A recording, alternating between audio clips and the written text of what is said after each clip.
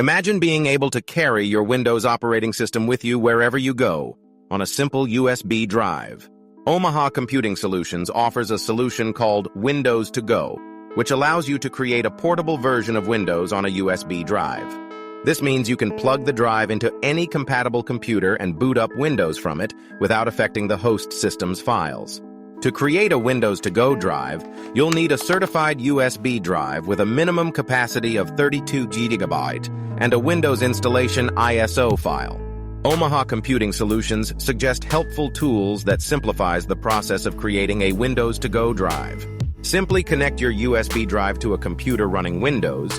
You need to get the Windows to Go installer. Head over to the official Microsoft website. Look for the section where you can download the Windows Media Creation tool. This tool is essential for creating your Windows to Go drive, or download AOME Partition Assistant and select Windows to Go from the menu, select the ISO, and follow the instructions. Once the process is complete, you'll have a portable Windows environment that you can use on any computer that supports booting from a USB drive. With a Windows to Go drive suggested by Omaha Computing Solutions, you can have your familiar Windows desktop, apps, and files with you wherever you go.